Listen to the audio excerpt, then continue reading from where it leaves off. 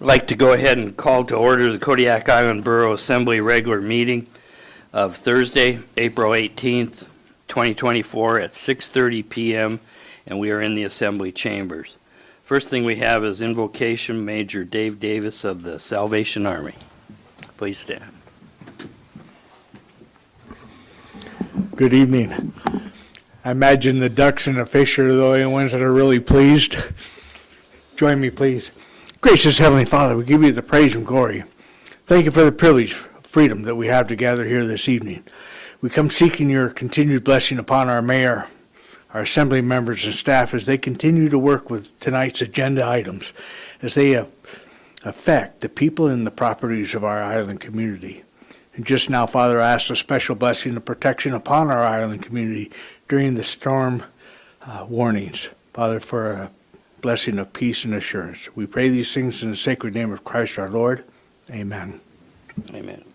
I pledge allegiance to the flag of the United States of America and to the republic for which it stands, one nation, under God, indivisible, with liberty and justice for all.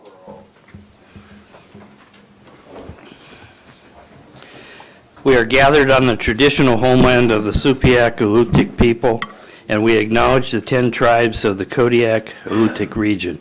We recognize the Alutiiq culture that enriches our community to this day. Roll call, please.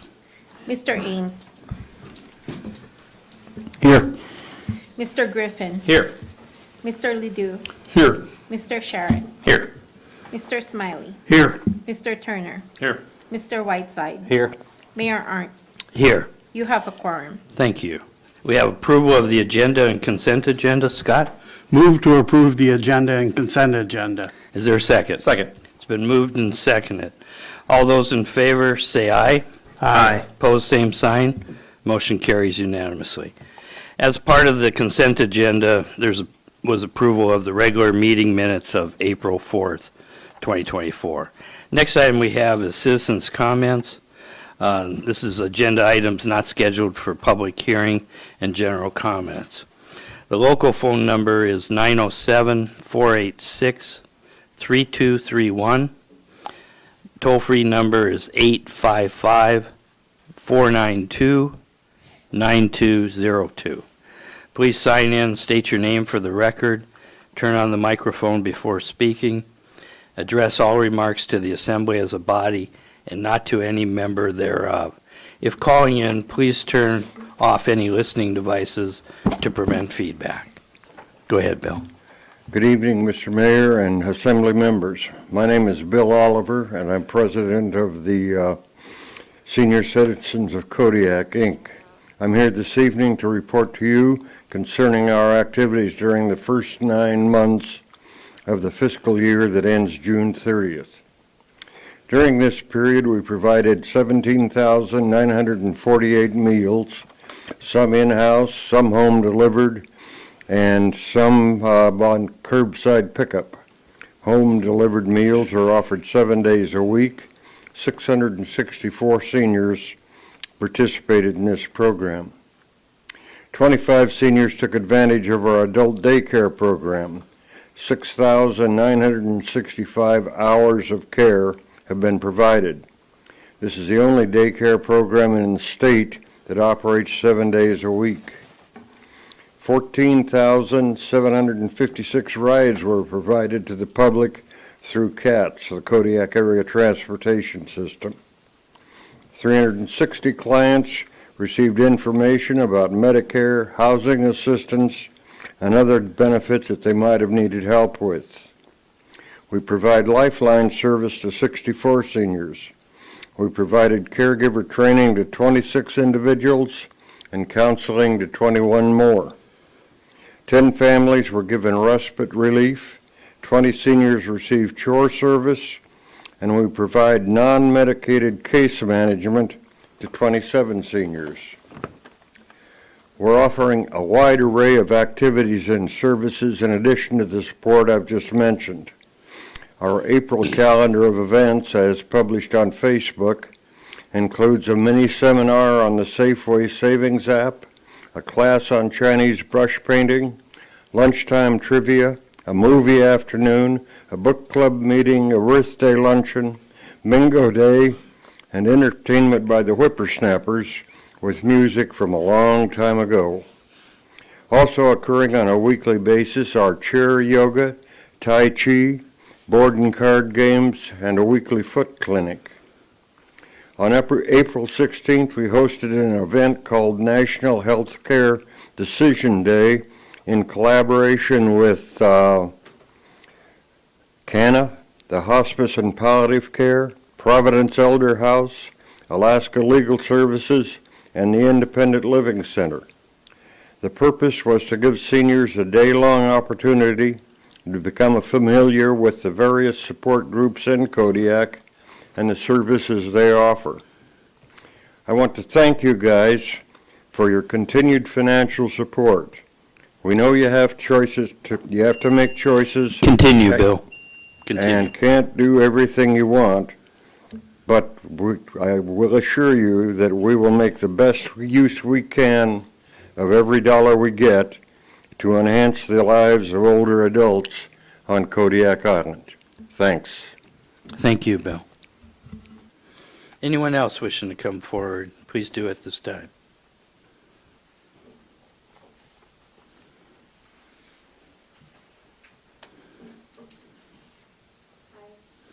My name is Barbara Brown. Is that mic on? Is the green light? There we go. Is it on now? Now it is. Thank you. Thank you. Good evening. My name is Barbara Brown, and I have been the academic counselor and a faculty member at Kodiak College since 2003. For many years, Kodiak College has enjoyed a fruitful partnership with the Kodiak Island Borough that has supported hundreds of students as they started and completed the education and workforce training needed to serve our community. We are grateful for this collaboration that enriches the Kodiak community and brightens our shared future.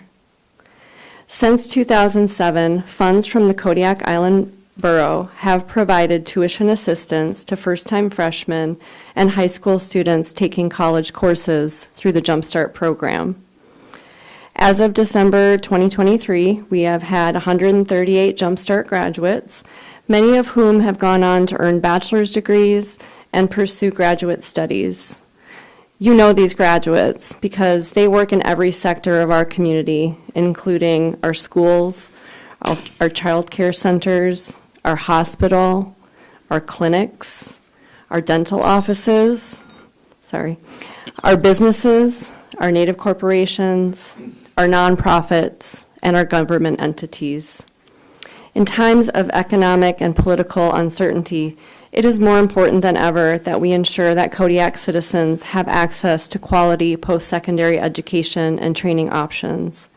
We appreciate the Kodiak Island Borough's support of students who want to learn the skills needed to find meaningful and substantive work and to be a contributing member of our community. Here are some of the comments from our fall 2023 Jumpstart students. We ask them every semester, how have you benefited from the Jumpstart program at Kodiak College? And we also ask them, what would you like to say to the Kodiak Island Borough Assembly members in regard to future funding of the Jumpstart program? So I'm here speaking for our students. Many of our students are not able to attend assembly meetings because they're working. They're at Walmart right now, and they're at Safeway, and they're working jobs that don't allow them to attend. So I want to give you some of their comments. They say, it's a blessing for this program. It's a great way to get me started fulfilling my academic goals. They said, it has helped me achieve my goals by relieving financial stress from college tuition. They said, it has greatly increased my desire to pursue my college education and reduce the financial impact on my family. The Jumpstart program has helped me to continue to study at Kodiak College, to be able to take classes towards a degree that will help me achieve my dream career. Go ahead and continue. There are many more comments, and I will be happy to provide these for the assembly members and you, Mr. Mayor. in a written document, but I just wanted to let you know that this program is really important. I know you have a tight budget this year, and I hope that you will consider the Jumpstart program as an ongoing, very important part of our community. Thank you. Thank you, Barb. Any callers? Go ahead. Yeah. You're good. Any callers? No? Anyone else wishing to come forward under citizens' comments, please do.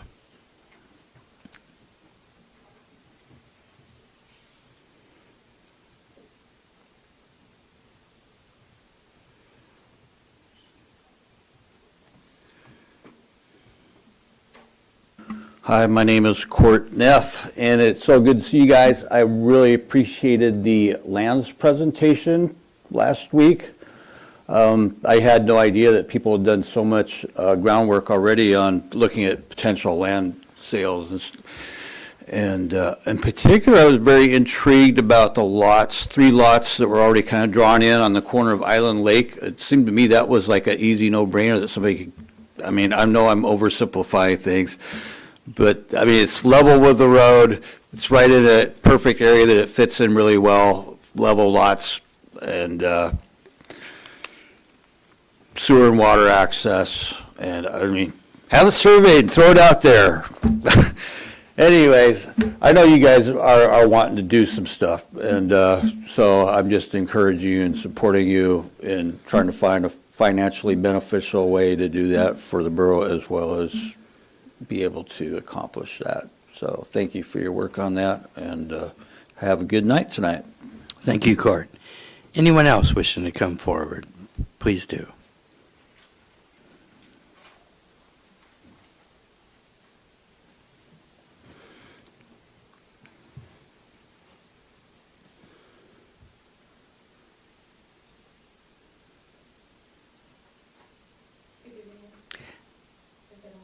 No, it's not. There is. There you go. Thank you. Thank you. My name is Nancy Castro, and tonight I am here to read a heartfelt letter from one of our former students who actually went through the Jumpstart.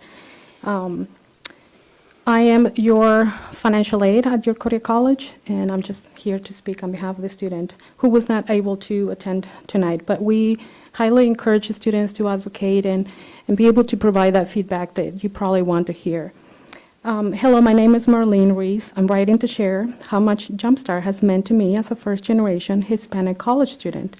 When I first started my journey, I wasn't sure where to begin, but my determination to pursue higher education never wavered. Jumpstart became my guiding light at the Kodiak College, helping me with placement assessment and signing up for foundational courses that gave me the knowledge I needed to move forward. Not only did the Jumpstart ease the financial burden of student loans, but it also helped me feel like part of the college community by introducing me to instructors, tutors, and how things work in academia. The skills and support I gained from this program have not only made my personal life better, but have also been incredibly useful in my professional pursuits. As I continue towards my nursing degree and now pursuing my master's, I'm incredibly grateful for the support Jumpstart has provided. I want to thank everyone involved and encourage the continued support of this program so that future students can achieve their educational and career goals. Your consideration is keeping the funding for Jumpstart going is essential to ensure that Kodiak College remains a place of opportunity for students in our community. Let's keep the spirit of stay close and go far alive, guiding students to success in their academic and life journeys. With gratitude and warm regards, Marlene Reese. I have many stories like Marlene in my office as a financial aid, and I have just beyond grateful to have students come through our office and being able to support that the guidance that they need through their secondary education. I'm not your personal speaker, but I'm definitely a goer, and I'm an action taker. And I have my personal experience as a student, as an immigrant, first-time college student, and I can tell you, with time, the many stories I have in my office of students who have greatly benefited from the Jumpstart, and not just from the funding moment, but being so valuable that you trust the funding to students, to believe in the students, to become better in our community. The support that we provide at the college is not Go just... ahead and continue, Sam. Thank you. The support that we provide our college students is not because it's part of our job. We truly believe in our students, and because we're residents of this community, we love each other, and we want to succeed economically, financially, emotionally, physically, and all of those elements. We want to be there for our students. So we always put part of ourselves into the life of our students to be successful. Your funding has been greatly rewarded to our students. And so we kind of want to meet you in the way as well with the funding and support, and use our resources and our time to keep supporting our students. And happily, we report that we have an increased number of high school students or more students coming to our college. The students who need the support, who are not able to leave the island per se.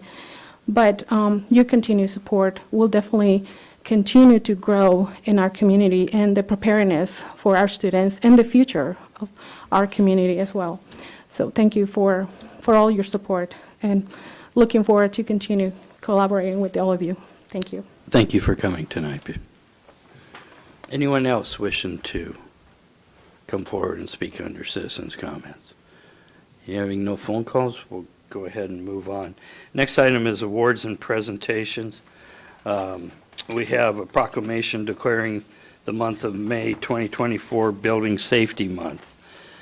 From the Office of the Mayor, Kodiak Island Borough, Kodiak, Alaska. Proclamation declaring the month of May 2024 as Building Safety Month.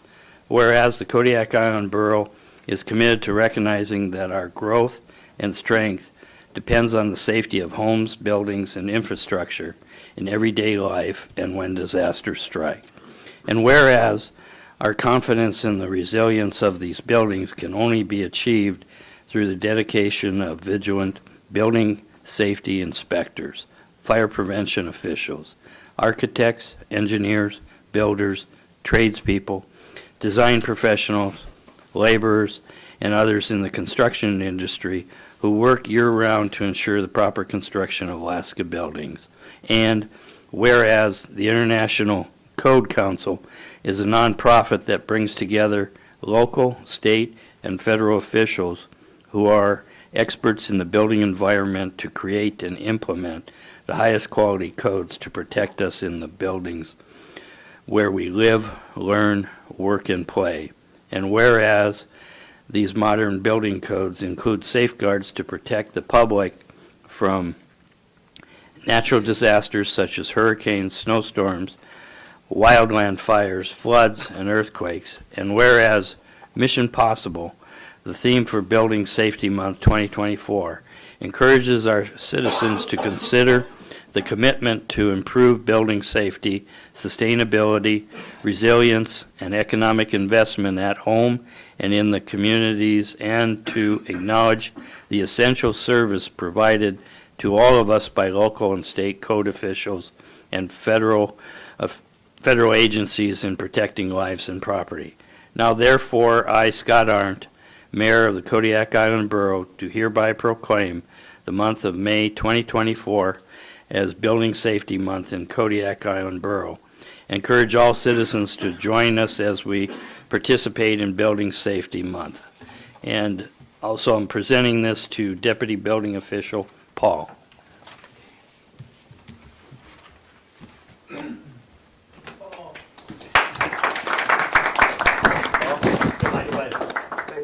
Thank you. Yes. Good evening. Good evening, everyone. I am honored to be here tonight and grateful to receive this proclamation declaring the month of May 2024 to be the Building Safety Month. To our Borough Mayor Scott Arndt and all the Assembly members for the work done. Thank you for this one. Have a good night. Thank you, Paul. Okay, next item we have is committee reports. Are there any committee reports? Seeing none, we'll move on to public hearings.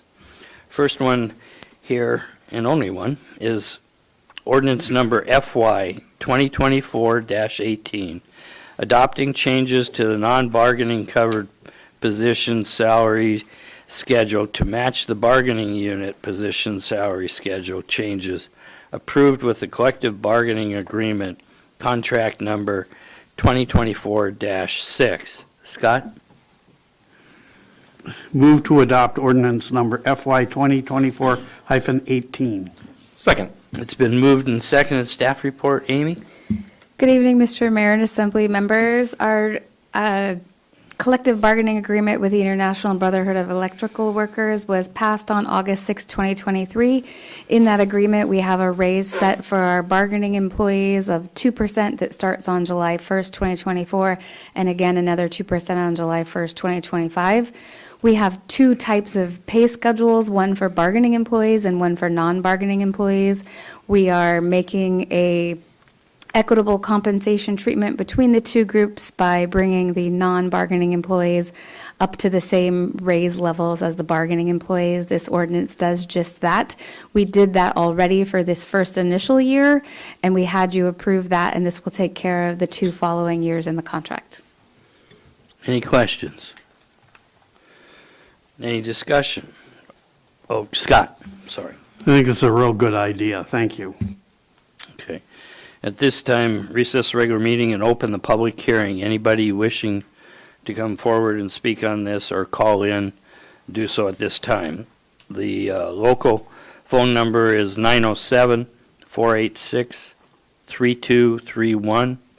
Toll-free number is 855-492-9202. Oh, wait just a bit. Hearing and seeing none, we'll close the public hearing, reconvene the regular meeting. Discussion, any discussion? Roll call vote, please. Mr. Ames. Yes. Mr. Griffin. Yes. Mr. Ledoux. Yes. Mr. Sharrett. Yes. Mr. Smiley. Yes. Mr. Turner. Yes. Mr. Whiteside. Yes. Would anyone like to change their vote? Motion passes 7-0. Okay, next item we have is the Borough Manager's Report. Amy? Thank you, Mr. Mayor. There's a handout tonight with your report. We'll go over that next, but I just wanted you to take a look at your MAPTR handout. You've seen this before, but tonight we have added the numbers for both new construction and judgment. So that's the red and purple numbers that you see on your sheet. So our max allowable property tax revenue for this fiscal year will be $17,022,772. So that will be the final MAPTR for this budgeting cycle. So all those numbers are in and that's ready to go. If you have any questions about that, I'm happy to answer those. Staff has been updated with those numbers and I updated the poster on the wall in case we need to reference it later. Comfish happened at the end of last week and into the weekend. The mayor and I both went to several sessions to learn about the status of the Kodiak ports and harbors. We got an update from the Commissioner of Alaska Fish and Game. There were presentations on mariculture and ocean plastics recovery. We were also able to meet with Stephanie Moreland from Trident for an update on the Kodiak plant and with Senator Sullivan's new manager for the state of Alaska. It seems like he's going to be a great contact, and he gave us the option to either go directly to Senator Sullivan's staff in D.C. or just go straight to him. So it's always nice to have another person in the loop. Senator Sullivan and Representative Stutes were here in person for their legislative updates, and Senator Stevens participated via Zoom. There was really good participation, so it was great to see people come out and attend those forums. Today, I was invited for my first time ever to the emergency response team that the city has to discuss the landslide threat due to heavy rains in the Kodiak region. The second PSA that came out this afternoon, it came out just after 5. It's the last page in your packet tonight. The National Weather Service has said that we should be expecting up to 3 more inches of rain between now and Saturday morning. We did have a landslide in the downtown area that affected one structure today, so just keep an eye out and stay safe. DOT has been in town. We met with DOT and their partnering engineering and environmental firms. There was a public meeting that was held this week about the ADA Accessibility Sidewalk Improvement Project that's going to go from Marine Way to Benny Benson. They had all the maps enlarged and laid out on huge tables, and if you had a question or concern, you could just write it on a Post-it note and stick it on there. So we got to list all kinds of ideas for not only the subject area, but beyond the subject area, including lighting for schools and crosswalks on roads that weren't even theirs. They just let us draw all over the place. So that was great. I included your budget calendar, just a breakdown of what's upcoming for the fiscal year 25 budget. The next thing will be that we are supposed to get the local contribution ask from the Kodiak Island Borough School District on April 30th. That will give us 30 days to answer them about their local contribution funding. You'll first see the budget ordinance in the packet review for May 9th. That will be the level 2 manager's budget that'll be in that packet. Next week, we will talk about assessing community development and revenues. And the revenue conversation is going to be really important for us because we need to figure out how we're going to, what number we're going to write down for fish tax coming in this year. We will know the state level, from fish tax from the state, severance tax, thank you, Mr. Mayor, for the local. So that's going to be something we need to discuss so we can have a better projection on that. Fire inspection started this week, just in time for Building Safety Month. The Kodiak City Fire Department has been through our main borough building, our maintenance building, our project offices, the Red Cross building, and the pool so far. They're allowing us to do on-the-spot fixes if it's an easy fix, or they're giving 30 days if there's a problem that takes more time. So it's nice to see them back in the building and get to know those folks again. In community development, they have their in-person, multi-hazard, multi-jurisdiction plan meeting that's happening this upcoming Tuesday, April 23rd at 6 p.m. It'll be held here in the Assembly Chambers. They'd love some assembly and community participation if you're available that night. Planning and Zoning Commission met last night. They had a regular meeting. They denied a rezoning request, and they continue review of the ADU code amendment ordinance. The final vote on that ADU ordinance will take place at their next regular meeting, which will happen on May 15th. I think I mentioned this last week, but Plan 45 is the name of the new comprehensive plan for the Kodiak Island Borough. Community Development has invited Kodiak High School students to participate in a logo contest, and that link that you see there will take you to that contest. It's open to all high school students. In assessing, at the end of Wednesday, yesterday, 23 of the 29 appeals had been withdrawn for the Board of Equalization. The Board of Equalization will be meeting on Monday, May 6th, 2024. They have training on April 23rd, which is that same Tuesday we just talked about next week. At the end of that training, they're going to hold a meeting and discuss one more late appeal request that came in past the deadline. Certified roll, that's part of that calendar that we looked at just a second ago. We're expecting to get the roll certified if all goes well and the stars align by May 10th. In engineering and facilities, last week we had a hospital facilities advisory board. We did not make quorum. We did still stay and talk and compare project notes. Our next meeting is scheduled for May 13th. And we had our sampling take place at the old mental health facility on the 12th and 13th. We don't have those results back yet, but we're waiting for them. They should be here soon. Solid Waste Contract Committee met last week as well. Next meeting for that is May 14th. They meet at 1 p.m. in the conference room.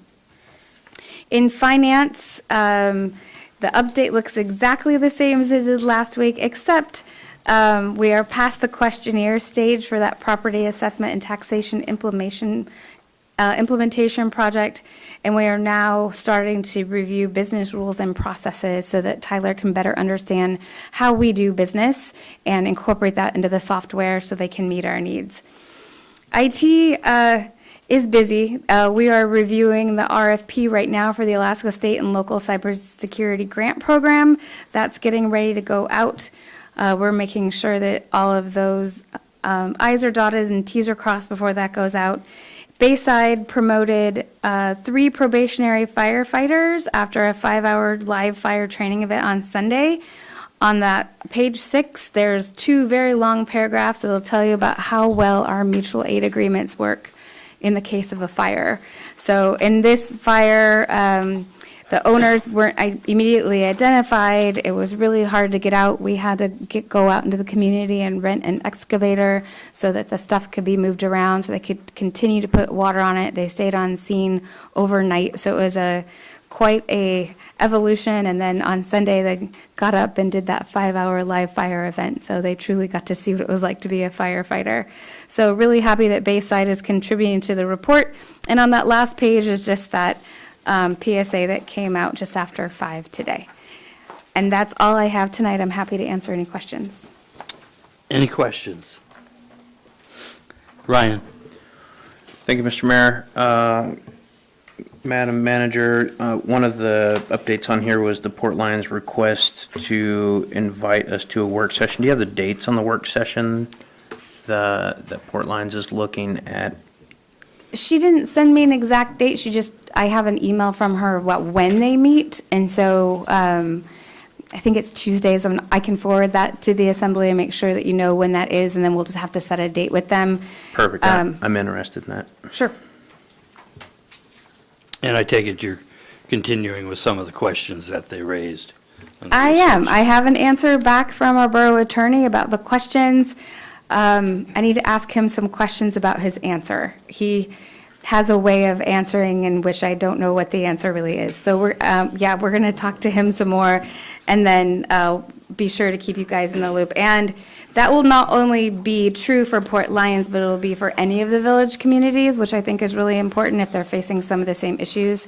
So we'll get that clarified, and then we'll make sure that we're using Braun Winnan Community Development as our village liaison. So we're trying to put all information through the same person so they know who to contact. So she'll be reaching out with folks when we get those answers. Ryan? Thank you, Mr. Mayor. One more question in regards to the Kisa lease. I see here that we're asking the attorney to find out why certain language was added into the lease. I was under the impression that staff tackled the majority of this lease. Is that not necessarily the case? It is definitely a group effort. I have emails going back all the way to 2020 that the part that you specifically asked about was an email from the lawyer, and I have a copy of that email, but I don't have an answer of why that was added. So I can see who added it and when, but I don't have a good understanding of why yet. Great, thank you. James? So I guess it's not necessarily a question for you, Amy, but maybe for everybody.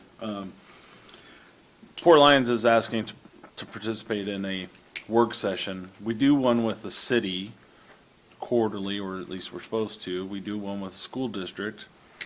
I don't understand why we don't try and do that with each of the other cities that we have in our borough, to better understand and better communicate with them at least twice a year, if not quarterly, like we do with the other two. So I don't know how we go about that or how we start putting that on the schedule. Maybe it's an ordinance that or a resolution, but I think this is a good idea to try and start anyway, so that we get better communication with our other cities. Thank you, James. Any other questions or discussion from the managers?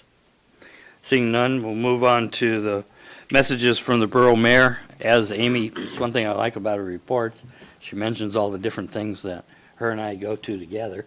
So it covers most of it there.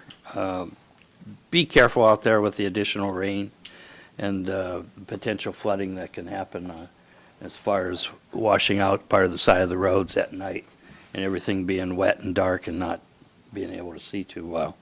So on the north end of town, Service District 1, we've been watching those, trying to, so far no problems, culverts are handling it. We've had some issues with removing grates to make sure we can get full water flow on there. So that's all I have right now. The next thing is new business.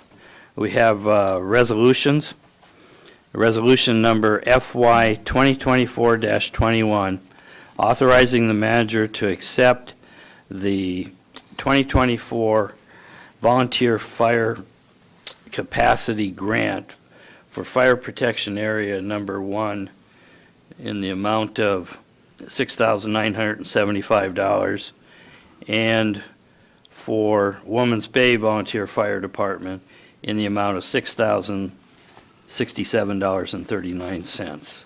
Move to Scott. adopt resolution number FY 2024-21. Second. It's been moved and seconded. Staff report, Amy? Thank you, Mr. Mayor. Each year, the State of Alaska's Department of Natural Resources Division of Forestry and Fire Protection make grant funds available to all volunteer fire departments throughout the state. Both Fire Protection Area Number 1 and the Women's Bay Fire Departments applied for the grant funds. They just had to serve a population of 10,000 or less.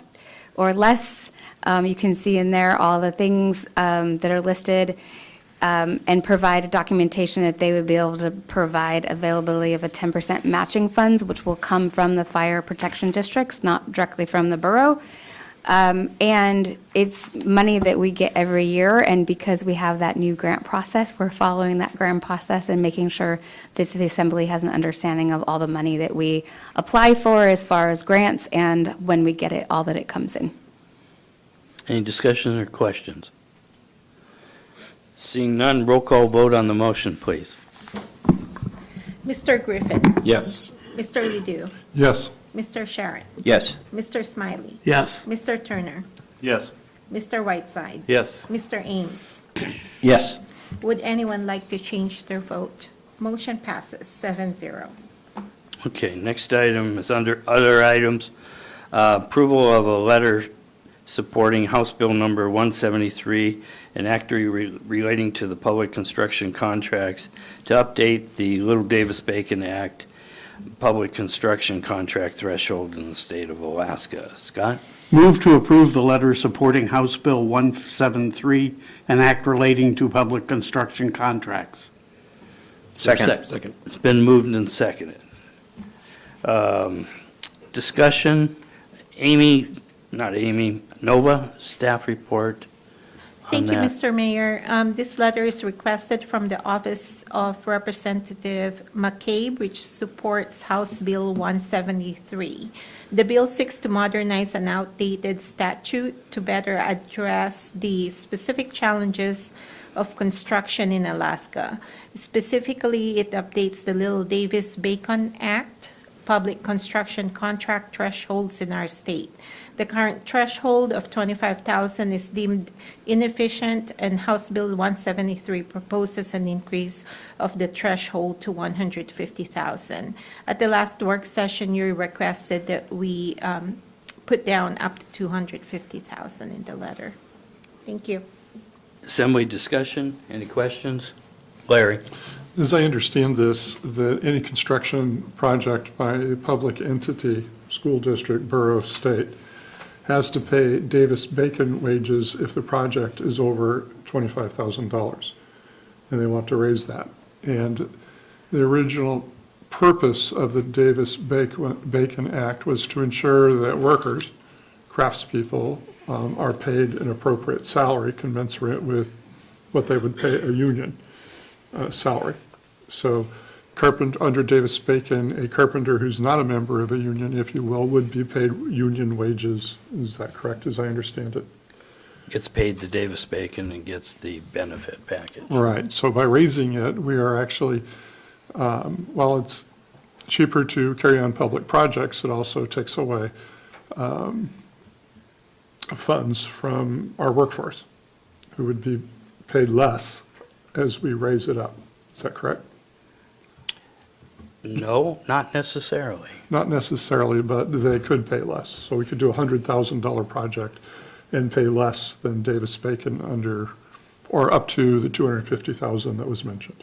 Okay, I'm opposed to that, just so you know. Thank you. Ryan? I just want to discuss Assemblymember Ledoux's comment and just try to shed a little bit of light on this. So the Little Davis-Bacon Act is considered state Davis-Bacon, and it typically does not pertain to such a high fringe benefit, which if a business elects to pay benefits through retirement and health insurance, the business can keep that fringe benefit. On the Little Davis-Bacon Act, this is a substantially lower dollar amount per hour than the Big Davis-Bacon Act or Prevailing Wage Act.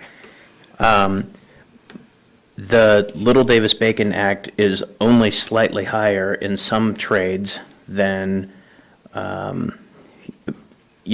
basically minimum wage. So the Little Davis-Bacon Act, I'll just give you an example. Little Davis-Bacon Act for a carpenter might be $22 an hour. The Big Davis-Bacon rate with fringes might be $55 to $58 an hour. And so, although Mr. Ledoux's concerns are valid, this is not to be confused with the significant pay range that most Davis-Bacon wages are paid with using federal funds, which are those $55, $58 an hour type projects. So the discrepancy between $22 an hour versus somebody making $20 an hour, most employers that I know pay above the Little Davis-Bacon Act just to retain employees. So I did just want to kind of lend a little bit of credence. You're not, Mr. Ledoux's statement is not wrong. However, in the economy today, most employers can't maintain employees if they're not paying in excess of the Little Davis-Bacon. And Steve, you may have additional information on that. Thank you. Yeah, and one thing, Steve, I'll let you go. Yeah, most that I know of, when it's Little Davis-Bacon, for lack of a better term, do pay more than that to keep employees. Who I work for pays top union wage for every job. Little Davis is limited to certain types of job, usually residential and other smaller construction jobs. But yes, the Nimitz Park one is, because it's basically a residential project, is little, but it's obviously way over $150,000. So it doesn't affect, and the reality is you don't get that much for $150,000.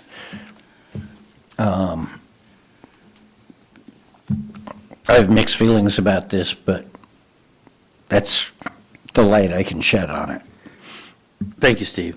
The other thing, where this is, the big emphasis is coming is from the small communities throughout Alaska that are having problems in stretching the dollars that they get, especially with municipal assistance and that being cut, and that. So it's been a problem, and I see it. I look at it in a positive light on there. It's not the big Davis-Bacon wage things.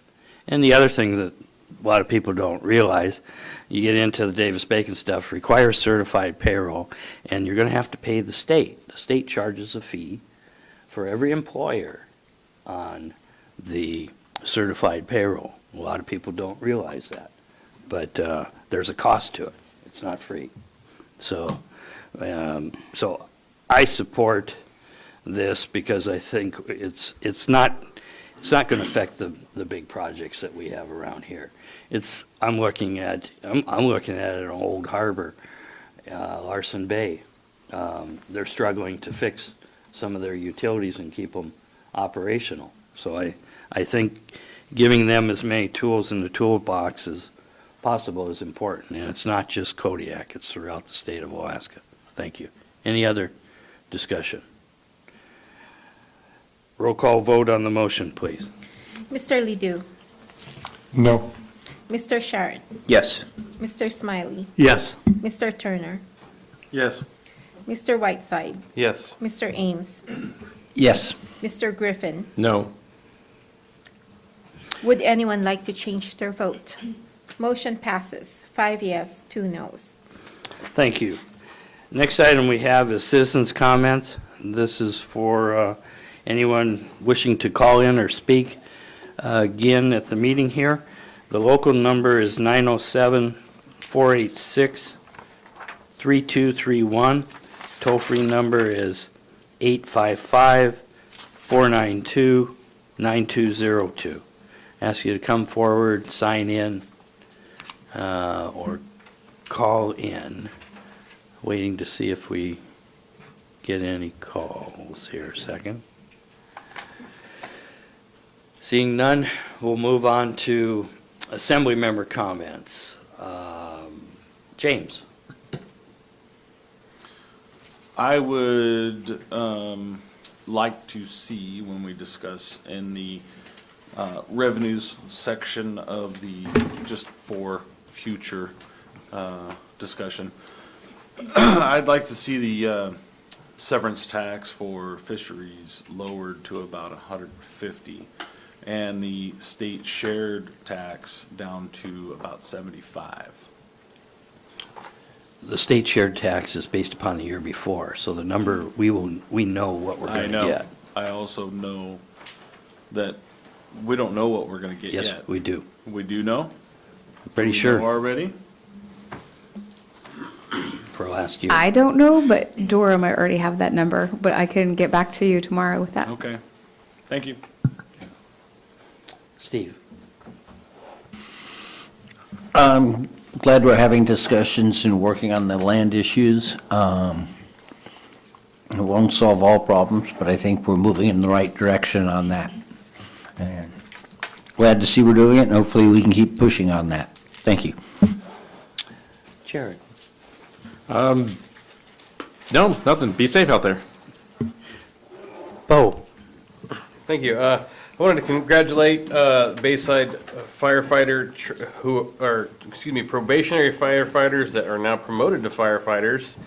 Kellen Zollner, if I pronounced that correctly, Andrew Park, and Jared Weems. Thank you very much for volunteering to keep our community safe. That is outstanding, and Mr. Weems, I know personally, and is a very talented research biologist on top of that. So congratulations to them. As I understand it, this is an opportunity I can use to request permission from the Assembly to travel to Old Harbor prior to the end of this fiscal year. I'm not quite sure still how this works, but do I simply look for some nods, or can I get some nods from folks, or thumbs up for a travel approval to Old Harbor? Before June 30th. Before June 30th. Contact Canada and try to see when they're planning. So. Yes, Yes. we've already talked about it tonight. So Yeah. I'm seeing positive response, so we'll go with that on there. Next, under assembly member comments, is Larry. During our last meeting, we saw a slideshow that listed a number of properties that were available for disposal from Kodiak throughout the town without even looking at Port Lions or some of the other areas. And some of them, of the properties have appeared before the assembly before and were rejected for sale.